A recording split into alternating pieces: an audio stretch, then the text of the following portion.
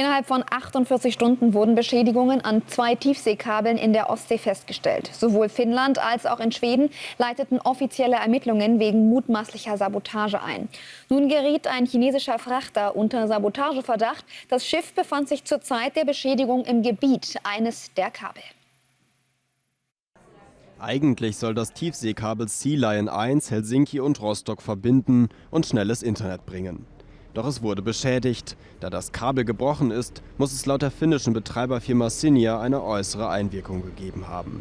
Jetzt steht ein chinesischer Frachter unter Verdacht. Fast zeitgleich mit den Beschädigungen am Tiefseekabel befand sich der Schüttguttransporter Yipeng 3 im Gebiet des Kabels und fuhr dabei einen ungewöhnlichen Kurs. Ein Schiff der dänischen Marine verfolgt den Frachter, wie Aufnahmen eines Schifftrackers zeigen.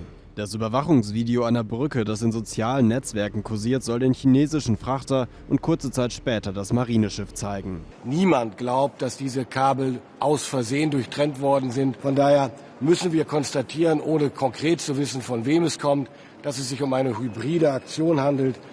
Und wir müssen auch davon ausgehen, ohne es schon zu wissen, versteht sich, dass es sich um Sabotage handelt. Das zerstörte Kabel Sea Lion 1 verläuft auf einer Länge von 1173 Kilometern von der finnischen Hauptstadt bis nach Rostock in Mecklenburg-Vorpommern.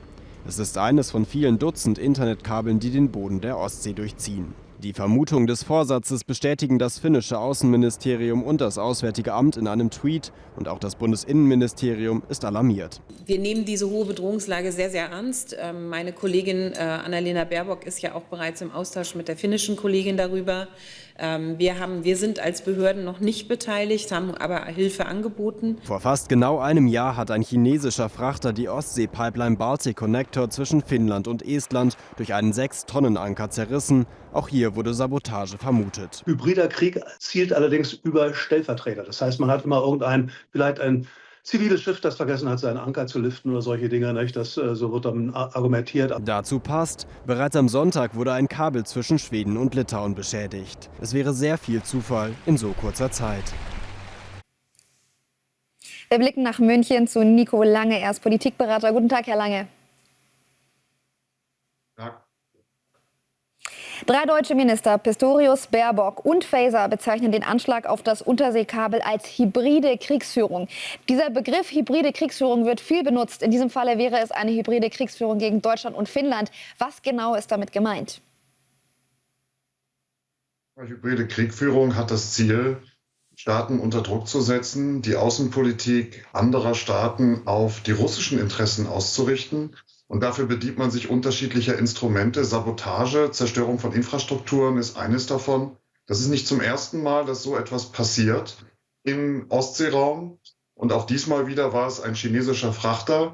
Und es wird dann der Anschein erweckt, als hätte man da irgendwie den Anker vergessen einzuholen und das Ganze wäre ein Unfall. Das ist aber keiner. Ich glaube, die Einschätzung der Regierung ist richtig. Es handelt sich um einen hybriden Angriff. Sie haben es ja jetzt bereits angesprochen, die schwedischen Behörden ermitteln wegen des Verdachts der Sabotage. Gibt es hierfür schon Beweise oder irgendwas, was schon detaillierter an die Öffentlichkeit gedrungen ist?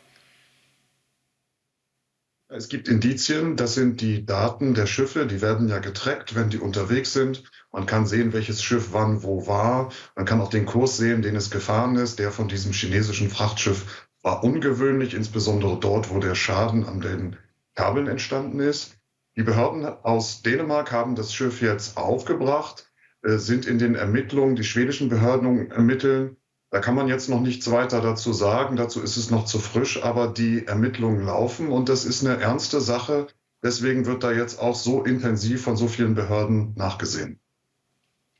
Es ist natürlich früh und man möchte nicht zu stark spekulieren, aber mit Blick auf die eskalierende Situation zwischen dem Westen und Russland kommt der russische Geheimdienst hier als Auftraggeber für einen möglichen Sabotageakt in Frage? Wir wissen, dass Russland hybriden Krieg gegen uns führt und dass Sabotage zum Instrumentarium gehört. Wie man jetzt diesen Angriff wem zuordnen kann, das muss man den Ermittlungen der Behörden dort jetzt überlassen. Wenn wir uns noch einmal auf diese eskalierende Situation in die Ukraine jetzt beschränken. Russland hat gedroht zu reagieren, dass jetzt diese weitreichenden Waffen benutzt werden dürfen. Inwiefern kann man diese Drohungen ernst nehmen? Denn von Atomkrieg war von Seiten Russlands schon öfter die Rede. Die Situation eskaliert nicht. sondern Putin und Russland eskalieren die Situation immer weiter seit ihrer Vollinvasion im Februar 2022. Dass Russland jetzt Luftangriffe plant, ist nichts Neues. Die Luftangriffe gegen die ukrainischen Infrastrukturen haben ja schon vor einigen Tagen begonnen. Drohnen, Raketen, Marschflugkörper landen in Kiew fast andauernd. Jetzt muss man sehen, ob da wirklich eine neue Qualität erreicht wird. Ich würde viele der russischen Drohungen eher in das Reich der üblichen psychologischen Kriegführung einordnen. Aber mit dieser psychologischen Kriegführung erreicht Russland ja immer wieder, gerade auch in Deutschland, eine Wirkung. Die Situation eskaliert von Seiten Russlands und Putin, das ist richtig. Es sollen aber Lösungen gefunden werden. Und Zelensky hat jetzt darüber gesprochen, dass er für das Abtreten von territorialen Gebieten auf gewisser Basis bereit wäre. Es ist das erste Mal, dass er solche Töne verlauten lässt. Wissen Sie etwas dazu, wie das jetzt in die Verhandlungen gehen kann, wie das überhaupt vollzogen werden kann, wenn Putin sich weigert, am Verhandlungstisch aufzutauchen? Das ist ja keine Lösung. Also das ist, glaube ich, eine Illusion zu denken, man müsse Russland einfach ein paar Gebiete der Ukraine geben und dann gibt's Frieden. Russland geht es nicht darum, Russland will volle Kontrolle über die Ukraine, will, dass die Ukraine kein eigener Staat mehr ist und hat ja nach eigenem Bekunden überhaupt keine Bereitschaft aufzuhören oder Gespräche anzufangen. Jetzt muss man als westliche Partner darauf achten, dass man die Ukraine nicht weiter schwächt, weil dann werden Gespräche immer unwahrscheinlicher. Insofern ist eine weitere Unterstützung der Ukraine notwendig, um Gespräche zu erreichen. Und dass es eine Offenheit gibt, so Zelensky heute im Parlament, dafür, über den Status bestimmter Gebiete, über einen bestimmten Zeitraum zu sprechen, das kann am Ende helfen, eine Lösung zu finden. Die kommt aber nicht von allein, die kommt nur, wenn man Putin unter Druck setzen kann. Herr Lange, mit Blick auf die deutsche Politik Bezug nehmen auf die Ukraine, meinen Sie, dass das Zögern des Kanzlers geschadet hat und dass Kiew vielleicht wirklich jetzt einfach nur noch auf eine neue Regierung wartet und hofft in Deutschland? Naja, es hat zumindest nicht geholfen, immer so langsam und schrittweise und zögerlich die Dinge zu liefern. Das ging aber von den USA aus und Deutschland hat sich ja sehr an die USA gehängt.